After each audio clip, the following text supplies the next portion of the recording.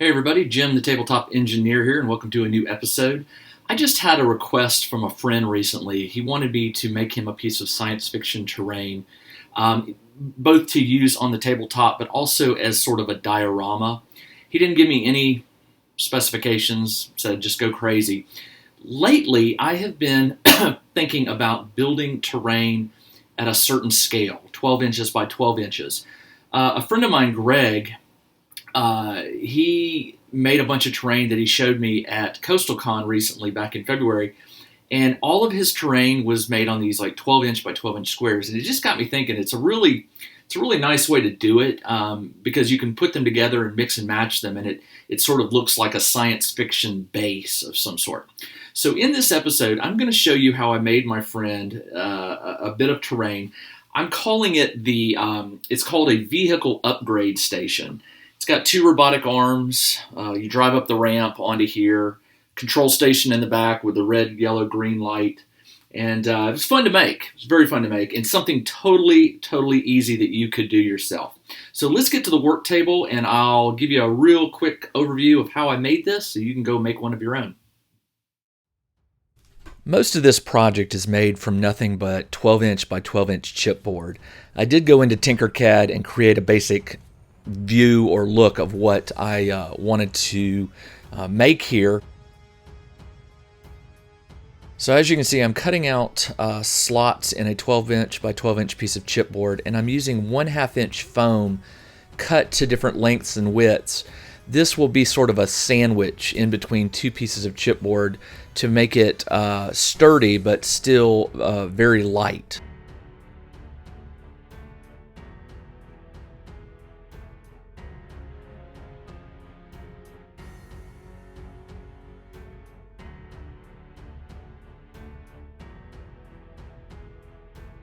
I also clad the outside edges and the inner edges of the two recesses with chipboard. This was both to make it stronger, but also after I was finished making it, I spray painted it black. This kept the foam from melting.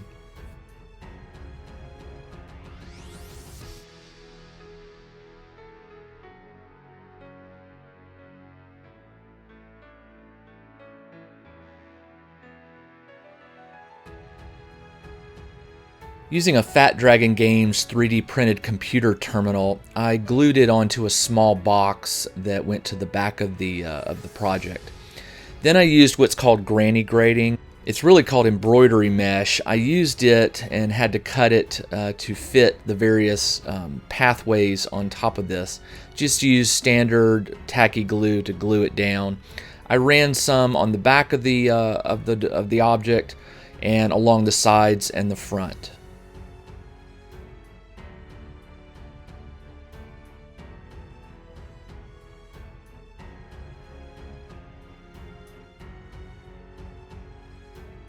I also created a ramp for the front. This will be where a vehicle would drive up onto the platform.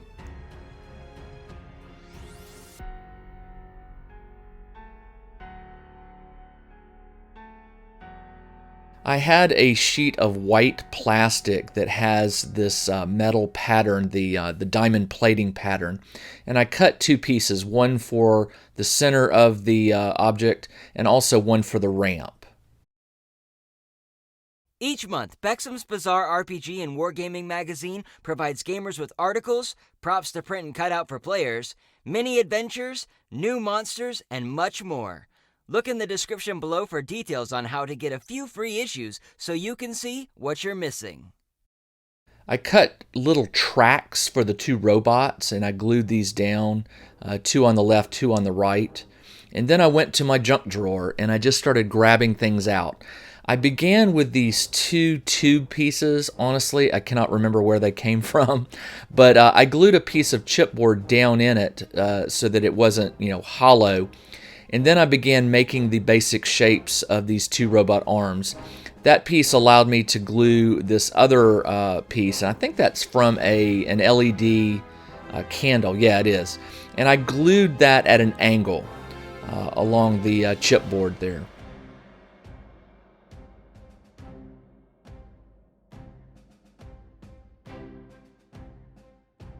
Then, once again, I just reached into the junk drawer and started pulling out pieces that I thought would help. Here, these are just like volume dial, little dials that I glued on. And then I grabbed some wiring conduit that's flexible and I glued it on top of that. I had these erector set pieces that became the robot pinchers on the end. And I lengthened them with another erector set piece. And then I just glued it all together and just sort of made it look very futuristic.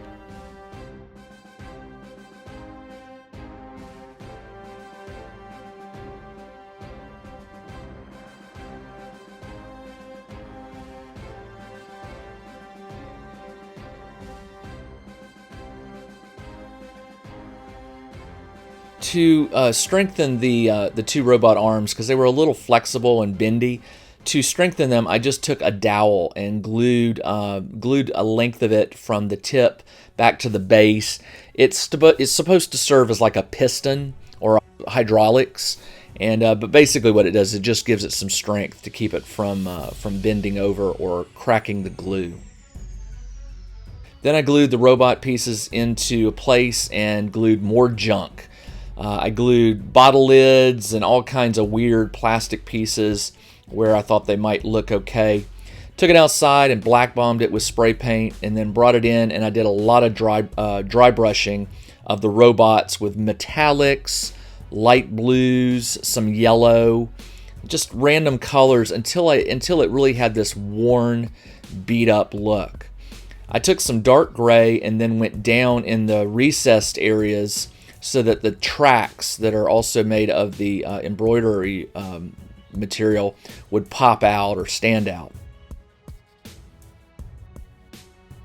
Then I went and did some detail painting here and there of various objects. Keep in mind, this is supposed to serve as sort of a carry tray for sci-fi minis. So the recess areas, I didn't want to put any sand or anything down in it. The idea is to put magnets on the bottom of the object, and they'll be able to hold miniatures that also have magnets glued on the bases, and these will be stored in those two recesses.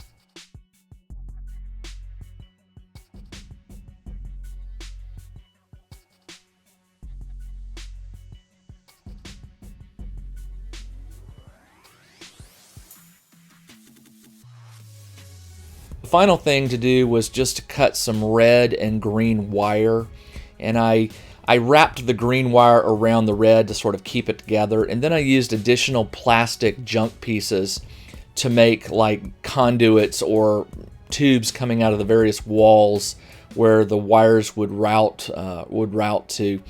I've learned over the years that wire, especially for science fiction terrain, a little bit of wire here and there really adds to sort of the realism and just adds a nice finishing touch to any piece of terrain.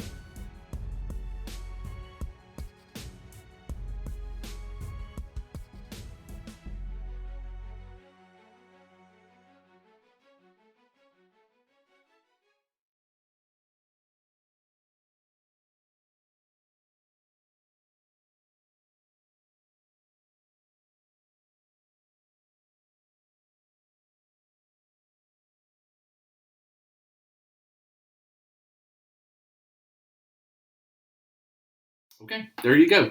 That's how I made this vehicle upgrade station. Granted, it can be used as a piece of science fiction terrain, but it also has plenty of open areas for him, my friend, to put some of his science fiction minis on it.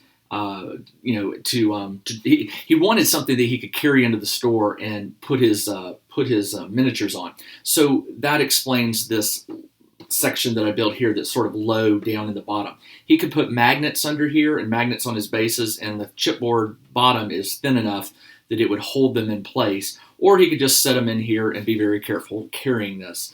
But I hope you like it. It was very fun to make. I really dug deep into my trash bin and my junk drawer to get all the pieces to make the robotics arms and things like this. I didn't spend a lot of time on this. This was maybe an hour and a half of assembly and then whatever painting time. But, definitely something you could do. Definitely something you could do. Especially have fun with the robot arms. It's always fun to see how you would make something like that. It's just, some flexible tubing for wires, some bits and pieces of a rector set and things like that, and you end up with something like this. All right, that's all I have for you this week. Please do come join me at the Tabletop Engineer Facebook page. Also consider signing up for the Tabletop Crafters Guild Facebook page. We're over 35,000 members now, I believe, and it just keeps growing and growing and growing. So it just proves to me and the other guild masters that there is still a large number of game players out there who love to make terrain for their game tops or gameplay areas. So please keep sharing your photos and your creations with us and answering questions and asking questions, and we'll keep being wowed by what you're sharing with us. All right, that's all I have. I will see you in the next video. Take care.